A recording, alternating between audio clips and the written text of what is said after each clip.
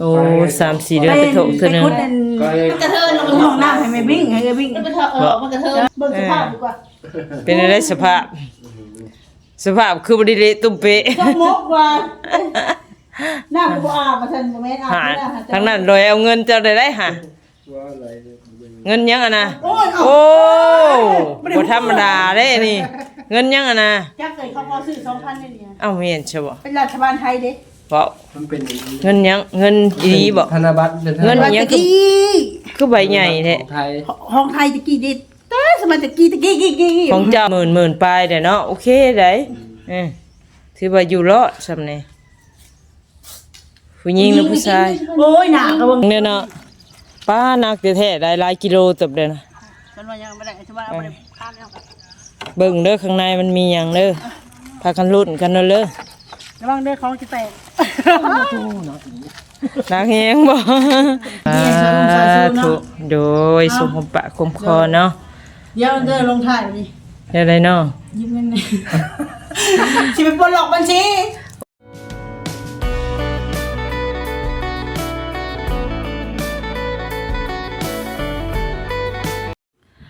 สบายดีและสวัสดีเด้อผมพี่น้อง FC ปาดุงบัดสุขุสุคนเนาะวันนี้ก็โดยสายเดียวเนาะพี่น้องเนาะมาคนเดียวเนาะมาเบียกมางานที่พี่ละบ้านสายบุญบ้านน้องทงบ้านเอลาเนาะหลายคนก็อาศิโฮโยทาบ่ลงบ่ลืมกันเนาะพี่น้องเนาะมันก็หลายฟ้าหลายฝนหลายปีพอสมควรพี่น้องเอ้ยมื้อนี้ก็ทัศนวนกับบ่มีเวียกก็คือสิบ่ได้มาพี่น้องเอ้ยมื้อนี้ก็มีเวียกแถวๆนี้ล่ะเนาะโดยมาฮอดบ้านสายบุญก็เงียบสงัดพี่น้องเอ้ยโดนนานที่บ่ได้มาเนาะ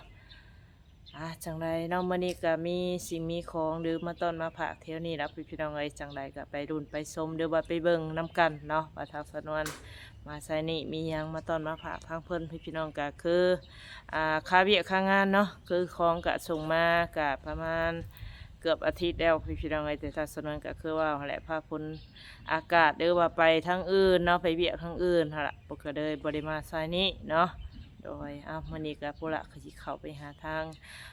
เอื้อยล่ะเนาะและก็ทางเอื้อยเกษามื้อนี้พี่น้อง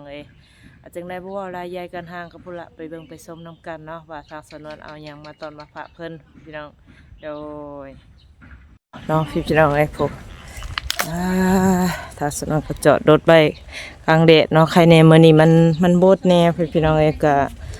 บ่มีแดดเนาะนี่นี่ก็ทางบ้านน้องทงเนาะเงียบสงัดบ่ฮู้ว่าไปทางใดพี่น้องเนาะนี่ก็ทางเอ้ยเกษาเนาะ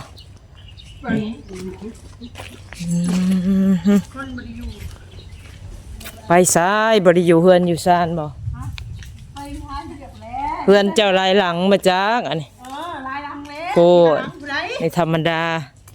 จังพ่อหั่นแหล้วจังบ่มีภัยปัวรวัดรักษาเนาะ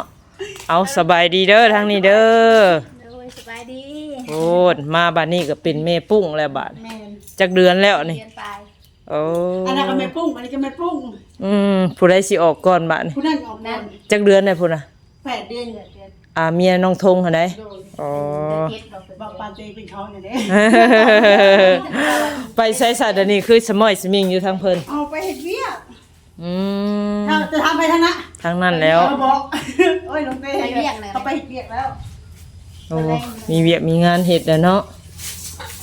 โอ้จังซี่แหละบ้านใดดังเนาะมีไผทำความสะอาดให้ถ้าถูกสมพรปากเลยอยู่พุ่นเด้ทางนั้นได้แล้วล่ะบ่เฮือนซานบ่ได้แล้วส่วนหลายอยู่ทางนั้นบ่เอาอีเมลเราโซ่เด้คือเว้าจังซั่นเว้าคือนักหนาแท้เอาบักขะดัง2ข้างมันเสริมส้มเลยเด้เว้าโซเลยไปลูกบ่ได้ใดแล้วก็กระดูกที่มันแตกแล้วมันแทงมันทิ่มแทงข้างในท้องนะเราบ่ได้มีฮอดแห้งสิลูกซุนะเมื่อยมันทางแบบลูกแล้วกระดูกแล้วมันลั่นมันดันลั่นกอกๆขนาดมันเจ็บมันลุดโบกอย่างนี้แหละยังยอดกฐินไปกินกับยังน่ะบัดนี้ไปกินตำหงของโปรดของแซ่บเนาะก็แซ่บเท่านั้นแหละ อันนี้ก็ไปสู่เห็นกันมีจุดแบบไปหาอย่างหากันเลย บ่ คนนี้ก็ไปอย่าง โอ้ทั้งอ้ายสมบัติกะ เด้อคนพี่น้องเอ้ย โดยเมียบ่อยู่บ่ เมียไป เอ เมีย อเมียไปเฮ็ดเวียกผัวสบายเนาะฮะคาเวียกยันมาปล่อยให้เมียไปหาแหละผัวอยู่เฮือนอืมอืมลูกๆผู้ใหญ่ไปใส่เบิดซะ ฟักให้เบิ่งอีเมลพุ่นแหละ แล้วเป็นหึงนานแล้วบ่ เรามาให้รักเป็นต้นแล้วเราหากันมานักหม่องได้อาทิตย์หนึงอาทิตย์ป้ายนี่แหละ นักแบบว่า คือแบบบอกเราเมื่อยแล้วคือแบบว่าใจสิขาดหั้นนะมันเจ็บมันปวดมันมีจังแบบอันนี้จะเล่นมาพี่ลูก บ่ตีแลเป็นไข้ดังอันตรายเลย เพราะว่าข้างลาน6หน่วย ทั้งสองข้างเลย ยัง6หน่วย มาไข่ลังอะไร ไข้ดังนี่ได้โอ้นิ้ว อืม เว้านึกว่าไข้ดัง6หน่วยนะ ตอนแรกนิ้วไข่ลัง นอนนาง เพราะว่าไปดูออกก็ใช่เงินคนเยอะหลงหลาย ข้างละหา6หน่วยพุ่น เป็นนิ้วเนาะ เราเป็นมาแต่ดนแล้วม้อยผ่าตัดแต่ดนแล้ว ก็บอกว่าตั้งกระยะเป็นสลาย สไลด์นิ้วบ่ เงิน โอ้ เราอยู่ยัง จ้าปัญหาเงินนี่แหละ บ่ได้พาเราไปกวดว่าซั่นน่ะ ฮะ บ่ได้พาเราไปกวดไปห กลั ยั บ ง ไปกวดไปนี่กันคือเก่าแล้วแบบไข่ลังมันก็ยังอย่างนี้เนี่ยเขาให้ผ่าตัดแล้วไม่ทนเวลาผ่าตัดแล้วมันอันนี้แหละ มันหลายเลย เริ่มนักเลย แล้วก็มานักหมองแพ้ที่ว่ากระดูกที่โครงขางเรานี่มันหักอะมันหักแล้วมันรุดออกจากกันแล้วมันนี้เวลาเฮาอันยังมันจะเสียดสียังในท้องอ่ะแล้วก็มาล่มอีกมันก็เลยซ้ำเน่าทั้งในอยู่นะ ค่อยสิบห้าล้านรอบ หืม ค่อยสิบห้าล้านรอบเป็นเราเนาะ โอ้ยเราผ่า3 เถื่อเราบ่ผ่าแล้วผ่าบ่ได้เนี่ยเราเฒ่าแล้ว อย่าเด้อเนาะตราย เอาไปมามันบริวารดีได้บริหาร โอ้มันพอดีแล้ว เราเฒ่าเลยเลือดบ่มีรอเลี้ยง ก่อนอันนี้ที่เขาบอกปุ่ม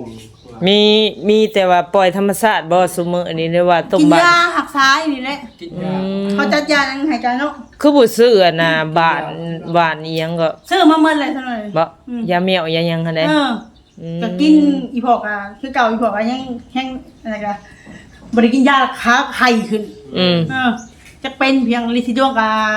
จ้า ออกไลน์ได้ป่ะจะลองห้อยเขาขี่ โอ้ยพอก็เป็นพอ โอ้ยพอซาวกว่าปีแล้วเป็นลิซิดวงอ่ะบริหารจะเพียงแล้วมื่อนักอันยังก็นิวไปอุตันทอส่งเขายังก็เขาก็บอกมาถึงเมื่อนั้นแล้วเราปวดเงียปวดขี่เงียบอกขี่บอก ก็ได้พาไปหาหมอตอนนั้นเลย ยังบ่แจ้ง นี่ต้ ด อ อง ก เป็ ไผ่ นได้นะที่เราจะได้ให้ยี่ปีเด้ ดอกไผ่ โรคภัยก็บ่ปิดบาดนี่ เขาที่ได้คิดว่ามีคนอยู่เด้ อย่ามันจึงได้เสียค่าภายหน่อยเนาะ เฮ้ย30ไป1,000ก็ อัน ได้ เด้หยังล่ะนะฮะ จักเดือน หยังเนาะ เฮา3-4 เดือนแทนไป แล้วก็ บ่ทำเขาบอกว่าตันแล้วว่า3-4 เดือนน่ะ บ่แลกอ่ะเขาไปถอกฮอดฮอนนะเขาก็ไปถอกไปก่อนฮอด4 เดือนแล้วก็ถอก4 เดือนแล้วก็ถอก โอ้3-4 เดือนไปโถกเทื่อนึง ไปคุดนั่น มันกระเทินลง ห้องน้ำให้แม่วิ่งให้แม่วิ่ง มันไปถอกมันกระเทิน ไปทุกมื้อบ่ไปทุกมื้อบ่ บ่ไปคุดแล้วก็คุดแล้วก็คนต้องมากระเจียนแล้วก็ไปคุดอีก น้ำมันบ่ท่วมบ่ มันเนี่ยดินสะลงเด้ดินมันนี่ลงไปคุดขึ้นมาอีกบัดนี้หันก็เลยตัดสินใจแล้วก็ให้หาคนไปเอาท่อลงนี่ ไปคุดตื่มแล้วก็หาคนเอาท่อลงเลยแล้วเลย จะขุดผู้เดียวบ่ เฮาคุดผู้เดียวนี่ อยู่ใส่ เหยียบไปเหยียบเล็กนี่มัน อยู่ใส่ บาดน้อยนึงแต่ว่ามันเจ็บเนาะมันถึกเส้นหมองอันนี้ โอ้ นะ ก็ธรรมดามันดึกบ่ อยู่ใส่ ฮะ อยู่ใส่ งั้นไม่วิ่ง นั่นนี่ดิ้ง ว่าคุณนี่บ่เนี่ย แล้วได้เอาท่อลงเลย มาตอนเอาท่อลงนี่หาเขาได้เอาลงผู้เดียวบ่ได้แล้วทับคอเลยทับคอมาแล้วมันแตกเขาเลย อารมณ์เนี่ยอะไรดอกมึงคนก็ถอกกันอยู่ โอ้มันนับไหนจ้อย เป็นธรรมดาเด้อเนาะ อัน4 คนค่ะเอาลงนะฮะ4 คนเอาลงเอาท่อลงกับป้าแล้วรุ่นจะอยากตายเลย เทียงกับผัวลงอีกเลยเขาเป็นหัวหน้าหมู่เนาะเฮ้ยเทียงกับเขาเจ้า จักทอก็ 4 ท่อ 4ทออ้าวคือน้อยแฮะ เอาอันในเก็บน้ำเสียที่ว่าเวลาอาบน้ำยังลงมานะล้างหอกล้างถั่วอย่างนี้เอาถอส่งไปไหนบ่อยากให้มันอั้งนี่นะมันเปื้อนนะลูกว่าลูกทู่แมวยังบ่ได้ทู่ลูก เอารถขึ้นเทิงเฮือนได้นี่เนาะ โดย เป็นได้ไรฝนตกแห้งบ่ โอ้แห้งเลยทั้งผ้าทั้งตาย่านแห้งนี้ เมื่อคืนนี่แล้วอะตกทั่วทีบซะเนาะ ทั้งนั้นได้ซะ คือกันทั้งลมทั้งฝน บ่ได้ก้านอื่นก้านกบบ่ คืนนี่ โอ้ยไม่กล้าออกจากเพื่อนเด้มัน ล บ่ ม มัน ข้า เข้าว เดินไปคืนนี่ลมแห้งดีเลย เออ ว่ามันสิยกคนหลังคาไปพุ่น อึ่งบ่ได้หลายบ่แถวนี้บ่มีบ่ เขาไว้ลุงป้าเบิ่งอยู่ไว้นอนพี่นอนโอ้ย มาแล้วแม่ไอ้สมบัติก็มานั่งพี่มีของมาต้อนมาฝากเด้อมานี่เออหับพร้อมกันนั่นแหละเนาะมื้อนี้มื้อนั้นอยู่ข่อยก็ว่าโอ้สิโทรให้เวลาไปหับเอาบ่วะโยมันเอามาบ่ได้ มีแต่ของหนักๆฮะ โทรมาก็ไปหั่นแหละเนาะ ลุยแล้วเด้อเนาะ ไม่แห่งให้ดีเนาะเพราะว่าเพิ่นมีของเราต้องมาฝากแห่งไปไว้บ่ท้องเลย เออได้หับประมาณนี่แหละเกือบอาทิตย์นี่แหละข่อยก็ไปนี่ไปหัดยากคนผู้เดียว แต่คนที่ตกเนาะคนทำมันอย่าง ผลกระตกเด้ก็ได้ด้วยผู้เดียวหมู่โคกับเขายากเบียกยากหยังโอ้ยมันสิยาวสิเยอะนี่หลายมื้อหลายวันข่อยว่าก็เลยตัดสินใจมาซ้ำอัน โอ้ นี้ ยไปเฮาหาสมบัติก็ได้ บ่ลุยเลยเด้อเนาะโอ้ย ใส่จวดหน่อยสมบัติเนาะ เอ้นะ รถอาสมบัติขับกว่าเนาะรถไทยเนาะจวดมาเดียวพอกูเลย คาเดียวเด้อเนาะ เนมบ่ทันเล โอ้ ย เน็ตเอ็มเด้เป็นอะไรสรุปบ่ไทยนี่มันเป็นอะไรนี่ มีหยังคืออันมัดข้างในแท้อัน เอา นี้ แยกกะลักน้ำมัน ปาทิโท ภายในมันนั่นบ่ได้ น้ำมันบัดแพงเนาะ เพื่อสิได้น้ำมันแต่ละเถื่อโว้ยมัดไว้เลยนะเผื่อเขาสิแก้ได้เขาก็เห็นก่อนเลย เออ มันหลอกบ่ได้โศกย่านมึงฟาดคอคนได้เลยโศกอะ โสมบ่ฟาดด้วยนะ มันสิฟาดคอตัวเองอ่ะติบ่สบายบ่ฮะ โอ้ยเนาะมาเที่ยวนี้ก็คือว่าเนี่ยเงียบแด้บัดนี้ แม่น ใครก็ไปทำมาหากินของตัวเองเด้เฮ็ดเวียกเฮ็ดงาน ไปไปมันแล้วผัวบ่มีผัวไปหาผัว บ่ไปเด้อเจ้าบ่เจ้าบ่ไปหาผัว เอาก็สิว่าไปหาผัวไปเฮ็ดเวียกเนาะ เออ เดี๋ยวเจ้าสิแก้กันเนาะไปสู่คอเขาเลยบอกแว้นสิกินกันได้บ่มีขู่คออยู่ จัดไป หารถนะคือนี้มันมีผู้มาเลี้ยงอันเฮาได้ดอกเนาะไอ้สมบัติ เล่นเขาสิเอานะเบิ่งสภาพดีกว่า เป็นอะไรสภาพ สภาพคือบริเละตุ้มเปะ สมกว่าหน้าบ่อาบมาซั่นบ่แม่นอาบ หา ไม่ได้หา ทั้งนั้นโดยเอาเงินเจ้าได้หา ว่าอะไร เงินยังอ่ะนะ โอ้ย โอ้บ่ธรรมดาเด้นี่ เงินยังอ่ะนะ จักเคยเขาพอซื้อ 2,000ได้เนี่ย เอ้าเมียนใช่บ่ เป็นรัฐบาลไทยเด้ เพราะ มันเป็นอย่างนี้ เงินยังเงินดีบ่ ธนบัตรเป็นธน เงิน บัตร ยังคือใบใหญ่แท้ ของไทย ห้องไทยตะกี้เด็ดแต่สมัยตะกี้ ของเจ้าบ่นี่ ห้องพ่อ โอ้เก็บรักษาไว้ได้อีดีเนาะ ธนบัตร แบบไปเจียซื่อๆนะฮะ อืม ธนบัตรเดี๋ยวตก ปีไทยบ้านเห็นเฮาอ่านภาษาเป็นเลขจัง จับ จากเล็กข่อยบ่จากเล็กข่อยให้งงเล็กข่อยเด็กอันนั้นน่ะตัวคอตัวงอนี่ 1902นี่เด้ เขียนโตนั่นได้เนาะตัวยันโตอันนั่นเด้มันบ่ฮู้ 1902ปี1902 บ่ มาโอ้ยใบแท้ สิไปเลขเอาบ่ ทุกคนมีตาว่าอันนี้ สิไปเลขเอา บ่ เอานี่ได้ซะ เก็บไว้ให้จะเบิ่งนี่แหละ โอ้ เขาเคยขายลงในเฟซแหละเขาขอซื้อ 2,000 2,000 บาทนี้เอาคือผู้ขาย บ้าของเงินสมัยตะกี้เนาะหายากแท้ๆเก็บไว้อย่างนี้แล้ว เออฉันบ่ เนอะมันแบบว่าเป็นธนบัตรแบบว่าของประเทศไทยเนาะเฮาก็เก็บไว้เฮาเก็บไว้รักษาไว้นะเป็นของโบราณล้ำค่านะว่าซั่ อื น มสร้างว่า ๆเก็บไว้มันจะเพื่อภายภาคหน้าเนาะมี มันเป็นใบยังอ่ะนะ ใบ100 100 บาทบ่ แม่นเลย 100 บาทเก่าตะกี้ อ่า เออสร้างว่าเนาะเพิ่งเคยเห็น เก็บไว้แบบเพื่อ ใบใหญ่ใบเตดี อนาคตแบบว่ามีราคากว่าแล้ว โอ้แม่น รัฐบาลสยาม อย่าให้มันยุ่งเด้อนี่ยุ่ง อย่าให้มันยุ่ง ไม่ได้ยุ่งนะ อย่าให้มันยับมันเยือนเด้อ มัน ว่า เงิน อย่าให้มันยุ่งได้ให้มัน นี่ ยอ ให้เรายุ่งเจ้าอยู่ เรื่องเจ้ามันจะย่อจะคอยได้ อย่าให้มันยุ่งได้มันยอเลย ยังปุ้งนี่ก็ยังบ่ได้เมื่อตำมันมาหุงอยู่นี่ ตามตะเพน สมัย ตามตะเพน จับใบเกษตรเข้ามาอีก ธนบัตรตัวนี้สมัยอยุธยา เออ เห็นปะ ผัวว่าไปทำราชทำการ สมัยนี้ พ่ เพิ่ อน เลย ลูกชาย ลูกชายผู้นั้นบ่ ลูกโซกับอ้าย โอ้เก่งแน่บัดนี้เนาะไปเฮ็ดเวียกเฮ็ดงานได้เด้ โชว์นะเออนะพวกอะไร ใส่น้ำลูกแล้วบัดนี้ ใส่สบายอีกบ่ได้ เออ ฉัน เบิดแล้ว หูมือเลยได้ เห็ ค่ะ นเนาะ พอเป็นล้านไป ใครจะเห็นเนาะใครเบิ่งเขาก็สิส่งขึ้นก่อนเขาจะเอาเออ อืม แต่ว่ามือ เขาอ่านล้านป้ายเขาอ่าน หูมือเลยว่า สูงอยู่เด้ซะสูงอยู่เด้ เขาอ่านงานสกี เดือนละหมื่นปลายเด้เนาะโอเคได้ถือว่าอยู่รอดซำนี่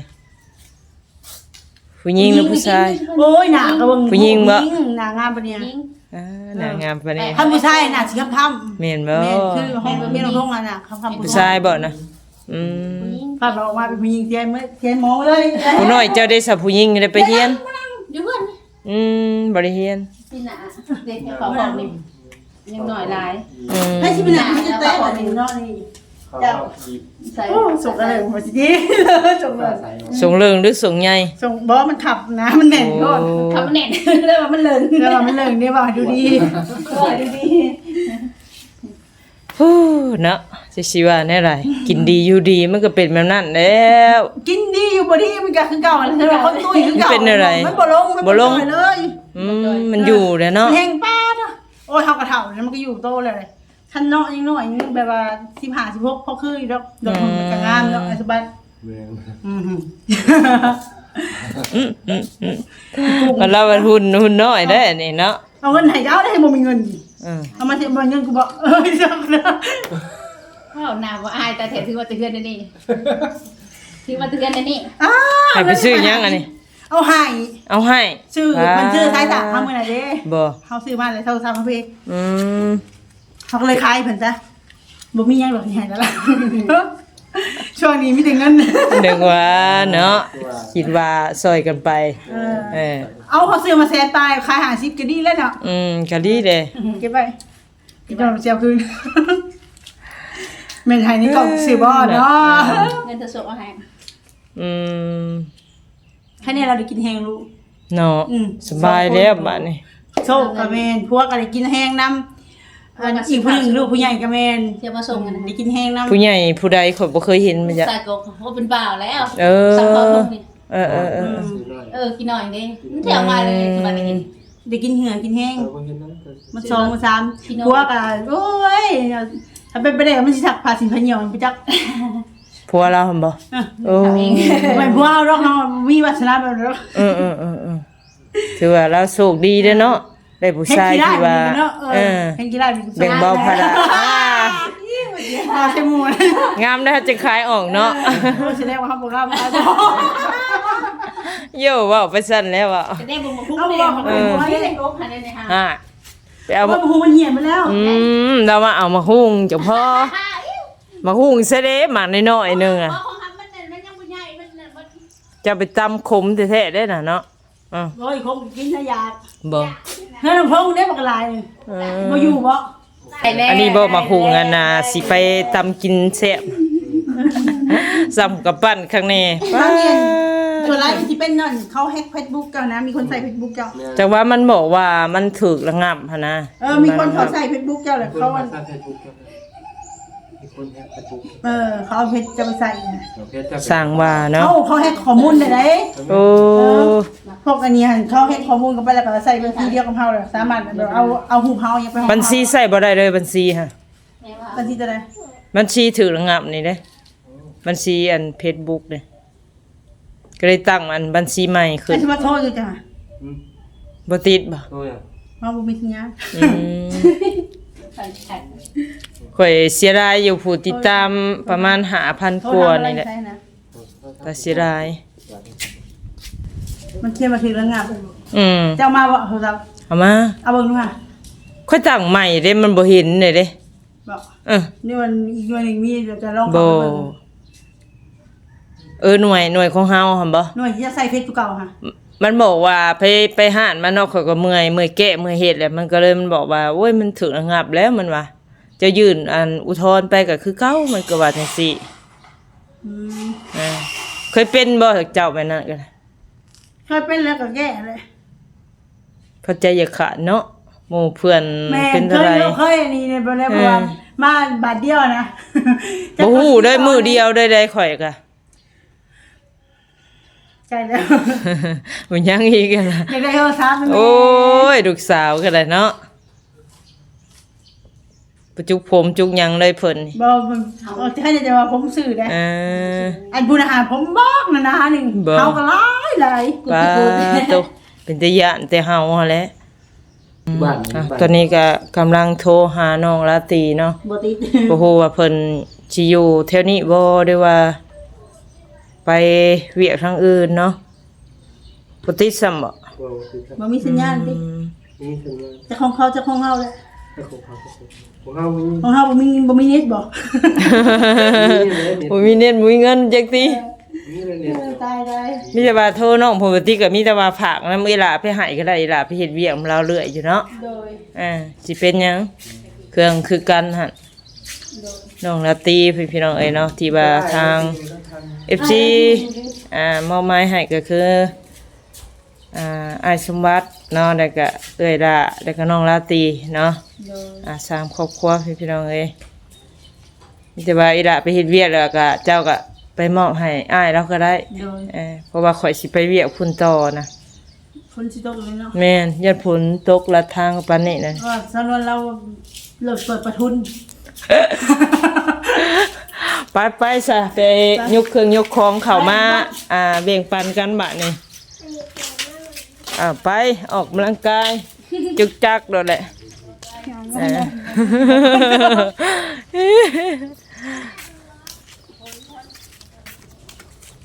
เจ็บแขวใช่ไหม บ่โอ้ เป็นน้องนี่เด้ เป็นดูเป็นดันแท้เนาะ มันบ่ได้ดีเลยนี่ค่ะ อืม นี่เขาทอนแล้วตัวนี้ค่ะ บ่ แต่นี่ เที่ยวซาวบ่หรือว่าแนวใด ฮะนี่เป็นน้องอยู่นี่ เป็นน้ำเพ็ญเขียวเจ้า มันแตกเป็นโหข้างในทั้งลุ่มเนี่ย เอาถึงมือผู้โชคดีแล้วบาดนี้ เป็นมันบ่นี่ เหม็นเบิดเลยหั่นน่ะ เอาใช่ไหมเอาสิแกให้จะเอาสอบพี่ ไปแห้งบ่ถึงเนี่ยเนาะป้านักแท้ๆได้หลายกิโลตบเด้อนะ มันว่ายังไม่ได้ใช่ไหมเอาไปข้ามแล้ว เบิ่งเด้อข้างในมันมีหยังเด้อพากันลุ้นกันเด้อเด้อ ระวังเด้อของจะแตก นักแฮงบ่ ปัวละก็เรือละไปเด้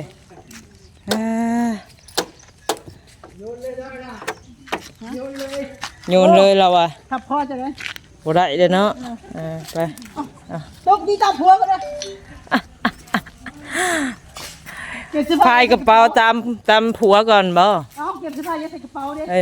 ว่าไปจัดไปเออ ทำผัวเตะเอากันพ่อ น้องกินเนี่ยนะวะ เอามีแต่มันที่บ้านข้างๆ เอาแกะออกมา นั่นแหละเกี่ยวเตีย แกะออกมาเบิ่งเด้อเครื่องเด้อแยกกันเด้อบ่ตัวน่ะ ของใครจะนี่ ของเจ้ากับอันเอ้ยเกษาเบิ่งแยกเบิ่งมันเป็นตาหนุ่งแต่หยังกับชุมเจ้าเองปันกันเองอ่ะนะเสื้อผ้านะโอ้ฝนสิตกอีดีเด้นี่หึ่งอยู่ของยามมัน อย่าพาอีกพาเทวดาโทรหาเนี่ย ใจเย็นเนาะ ให้มันลายนี้ก่อนจนเราได้ตากคนตากลม ใจฮ้อนได้ข่อยก็ได้ใจเย็นบ่ได้ถ้าว่าเครื่องของมาฮอดแล้วมันอยากไปให้ไวๆเด้อได้ข่อย แม่นเนาะเขายังคายอยู่กัน แม่น อันที่โทรไปก็บอกหักใจเนาะโทรไปเอากับบอกหักใจ แม่นบ่คักอีเด้ในใดกูบ่ดีจังมา ถนนเราใจห่อนเนี่ย กูบ่เอามีดมาปานนั้นโลด มีดมุ้ยนี่ อ้าวแล้วบาดเออ เดี๋ยววันสมัคร ได้บ่เขามัดให้เน้นๆเขาว่ายันทะลุน้ำทางแหละผู้หญิงสิเอาสิมัดบ่ได้เขาว่า เฮ้ยนะมันจีโต น้องเคยได้มัดให้ เจ้าแล้วก็สิตกอีกแล้ว เฮ้ย ส่งเล็กน้อยบ่พอดีลูกสาวเจะเลยเนาะโปรด เอาไว้สบายเลยจะบ่มีลูก เจ้าบ่ได้บ่ บ่ได้ บ่ค่อยสิเก็บไว้แล้วว่าค่อยสิเก็บไว้อนาคตแล้ว นะว้าวมีถูกครับเอาบ่ พอดีลูกสาวจะเบิดบ่น่ะ ชนเนี่ยชนเขื่อนเนี่ยบ่นี่ เอาสุมเจ้าสองคนแบ่งปันกันเบิ่งเอาของอีหล่าเด้อนึงนี่มันมีคือกันเบิดหั่นแหละ จับสื่อออกมาก็สื่อเขาเลยนะ เมียนบ่โอ้อันเดียวกันนะผู้ใดเอาถุงใดก็ได้ ไอเจทาเนี่ย อันเนี้ย น้องลาตี้มีแต่ว่าผากทั้งเวลาไปให้ทั้งน้องเพิ่นเนาะเพราะว่า ติดต่อเพิ่นบ่ได้เพิ่นพี่น้องเอ้ย ไปนี่เคย ว่าถ้าสนวนก็มาคนเดียวก็เลยบ่อยากจะเลาะจะเละแน่เนาะ อ่ะ มีแต่ตัวงามเด้อเฮ้ยมัน เสื้อผ้า เป็น เสื้อผ้าเด็กน้อยหลายกว่าอะไรบ่ก็เห็นที่มีแต่เสื้อไอ้สมบัติได้นี่เนาะ มาชมบ้านจริงๆกันเลย อ่ะแล้ว โอ้ยเนาะ ญาติใส่ละบาดนี่เล็กก็แบ่งตัวนั้นให้แล้วก็มีหลายตัวอยู่บ่ โอ้ย คือเราเลยเนาะตัวนี้ก็เนาะเอาใส่เบิ่งคนใหญ่คนสูง โอ้ยล่ะนี่ โอ้แต่ของลูกสาวจะเบิดได้เนาะ พูดอ่ะเลย เออ ไอ้สมบัติบ่ได้ดอกเราบ่มีลูก เออพอดีลูกเราระเบิดอันนี้ อืมเขาก็ได้ใช้ลูกเลยอ่าดีใจดิ เสื้อผู้ใหญ่เท่านี้ซะเนาะอืม ใส่เลยโอ้ แต่เสื้อเด็กน้อย เดี๋ยวดีมาก อืม ไอ้หน่อยเอาไว้หน่อย ดี ตักบัตรทำให้ครูอีกแล้ว แบ่งปันกันไปเนาะอ้าว เบิ้งเสียงของไอ้หน่อย ของเล็กน้อย ส่งลุงนี่ เออเด้ส่งเราอ่ะน่ะพอดีบ่มาเป็นใหญ่กว่าคน อ๋อ มันน่ะ อันนั้นเอาให้อันนั้นพี่ท่านฟ้าท่านบ้าเจ้าเป็นบุคคลีกับเจ้าน้อยพี่ เอออันนี้ตัวน้อย ตุ้ยดูเฮาหาคุณอาหารมันตุ้ย อืม ไอ้หน่อยบ่นี่เอา มันด้วยโห นุ่งบังก่อนสิบ่ ได้เสื้องามได้บัดนี้โอ้น มาอย่ามาพี่หันมาพี่อ่าง ามๆเลยโอ้มีหมวกอีกหั่นน่ะ เอาไปใหญ่ ดีเป๊ะเลยอันนี้ เอาใหญ่มากกันตรงนี้เลยเจ้าลูก เออ เก็บไปคนใหญ่เลยดีกว่าไปใหญ่ อันนี้มีน้ำปลา2 ขวดเด้อน้ำมัน2 ขวดแล้วก็สุรสเนาะแป้งนัวภาษาลาวกับพี่น้องเอ้ยโลนึงแล้วก็เพปถุงนึงกาแฟเนาะครบพี่น้องเอ้ยของตอนของผักจากเมท่องสุกบ่นี่ไรแล้วข่อยก็ลืมได้เลยล่ะเอ้ยแต่ว่าขอบคุญขอบคุณทั้งแม่เพิ่นนั่นแหละเนาะเพิ่นเห็นก็เพิ่นก็อาจสิเห็นเครื่องเห็นของก็อาจสิฮู้อยู่หรอกอ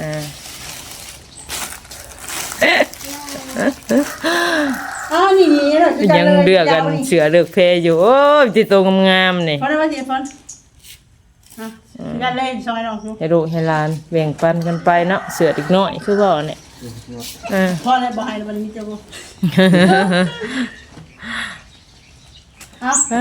ผู้ซบใส่ก็คือเบิดเนาะผู้นั้นก็คือผู้นั้น สุดได้ดูนี่ อ่า นี่เป็นชุดกับตัวนี้นี่ โอ้สุดของมัน โอ้ยเป็นแห้งมากเลยเป็นชุดแบบนั้น ลายทหารเลยบ้าน โอ้นี่ ตรงงามเนาะ ตัวพอดีบ่มีเครื่องนุ่งเลยเนาะลูก นี่เนาะ เอาดีได้มันหายากเลยส่งมัน บ่ น่ะ เบิดพอดีบ่พอดีเพิ่นเลย มันนุ่งติดโต๊ะเอาซับไปทำมาเลยลูกฮะจะขาดคือแม่เลย คือแม่เลย ไอ้สมบัติจะคือมันใหญ่กว่าจะบ่คือเอาตัวนี้เพิ่นไง โอ้ยคือไผคือมันเนี่ยนะ โอ้ยเนาะ คือไผคือมันอะไรจะใส่ตัวนั้นก็คือ แล้วบ่คือนะมันใหญ่กว่าตัวเรา บ่ ไปทำมาช่องรถ เอา หายาก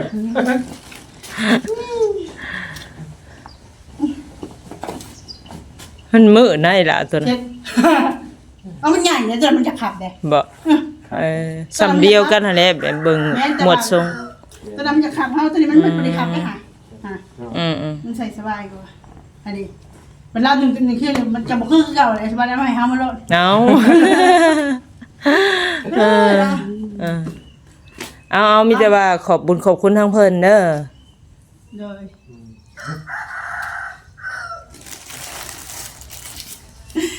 ยเนาะทางสลากอ่ะต้องขอขอบคุณทาง แม่ แม่สื่อบ่ เด็ก โดยแม่ ชื่อเพิ่นเขาจำบ่ได้เลย โดยที่ว่าเพิ่นได้ฝากแพบไอ้อุปกรณ์อย่างเครื่องครัวนี่แหละเนาะ แม่น มาหาอีจ้าแล้วก็เครื่องนุ่งพร้อมเลย ของใส่ของซอย ขอบคุณแม่หลายๆเด้อสลากก็ดีใจเนาะเพราะว่าลูกก็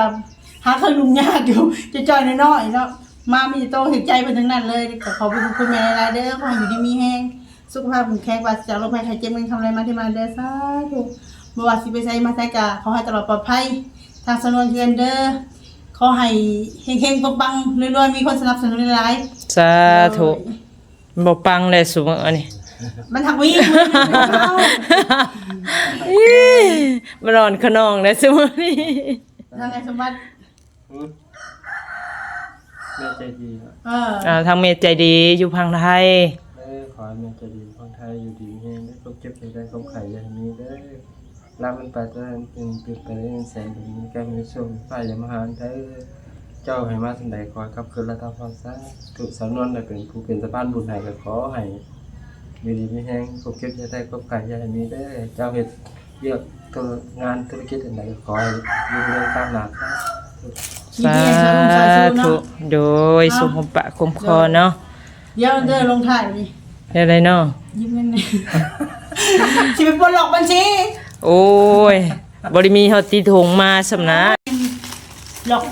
3เขากด3ผิด3เดือนมันหลอก เขาแก้ให้ที่ธนาคารแก้ให้แล้วเนาะบ่ได้เสียเงินเลย มันบ่เสียเงินดอกตนาเสียน้ำมันรถพี่ โอ้ ช่วงนี้ฮะตกอัพ มันบ่มีให้เห็นติข่อยก็เอาจักใดก็แบ่งปันกันไปเด้อเนาะ ไอ้สมบัติ มีแต่ว่าเจ้าก็ไปให้อันน้องละตีเท่านี้เนาะถุงหนึงคือกันเบิดนั่นแหละเพราะว่าจัดแต่งมาให้เบิดแล้วเนาะ ได้เจองูเห่าเลยรอดเลยบ่ได้ซื้อเด้ โยใส่หลายเติบหั่นเนาะ มีตรงงามซะ หาจังไดข่อยก็กลับป้านแล้วบัดนี้เด้อพ้นผ้าอากาศก็มืดมาแล้วบัดนี้ยันเมื่อบ่ฮอดจอดบ่ถึงแน่เนาะ เอาเดินทางปลอดภัยในถนนเด้อ โดยเอาสบายดี สบายดี โดยโอเคเนาะพี่น้องเนาะทางสนองกะเอาของมาให้ทางเวลาเนาะแล้วก็น้องราตรีแล้วก็ไอสมบัติเนาะหรือว่าผัวเอ่ยเกษาและพี่น้องเนาะ3ครอบครัวมันนี่ก็มีเสื้อผ้าหน้าแพรเนาะมาตอนมาพระเพิ่นพี่น้องจังไดก็ขอขอบคุณขอบคุณไปทางแม่เด้อว่าทางพ่อดงเนาะที่เพิ่นส่งเครื่องส่งของมาให้ทางสนวนเป็นสะพานบุญให้เนาะก็ขอให้บุญคำนำสู่ขอให้เพิ่นอยู่ดีมีแฮงเด้อเนาะความเจ็บอย่าให้ได้ความไข่อย่าให้มีขอแต่มีแต่สิ่งดีๆเข้ามาในครอบครัวของเพิ่นเจริญร่ำรวยไปเมื่อหน้าเด้อเนาะกะสาธุพี่น้องทางสนวนกะขอโทษขออภัยเนาะดื่มมานาสื่อทางแม่เพิ่นเนาะเพิ่นกระบอกอยู่แต่ว่าดื่มพี่น้องความคิดสมองมันเด้อเนาะช่วงนี้ขอโทษขออภัยหลายพี่น้องเนาะก็คือเฟซบุ๊กของทางสนวนนี่มีปัญหาเนาะก็เลยแบบเสร็จหาทางพอเพิ่นที่ว่าส่งเครื่องมาให้ทางสนวนบ่ได้พี่น้องแบบว่าถึงระงับพอแล้วเนาะเข้าหาเพื่อนหาหยังก็บ่เห็นเลยพี่น้องทางสนวนก็บางคนทางสนวนก็เจอแล้วก็สามารถพิมพ์เข้าขอเป็นเพื่อนใหม่ได้เนาะแต่บางคนที่ว่าบ่เจอก็คือบ่ได้เลยพี่น้องเนาะคือถิ่มเพื่อนหมู่เพื่อนไปหลายเนาะก็คือตั้งเฟซบุ๊กใหม่เด้อเนาะถ้าว่าติดต่อทางสนวนมากับเฟซบุ๊กกับสื่อสาวนวลแก้ววีได้เนาะพิมพ์เข้ามาได้ภาษาไทยพี่น้องโดยจังใดคลิปนี้ก็ขอขอบคุณ FC ที่เข้ามาติดตามนะครับชมเด้อเบิ่งคลิปทางสนวนแล้วอย่าข้ามโฆษณาโดยจังใดคลิปนี้ไปแล้วพี่น้องฝนฟ้าอากาศก็สิมาไล่แล้วบัดนี้เนาะกำลังตกมาปล่อยๆสำหรับคลิปนี้ขอกล่าวคำว่าสบายดี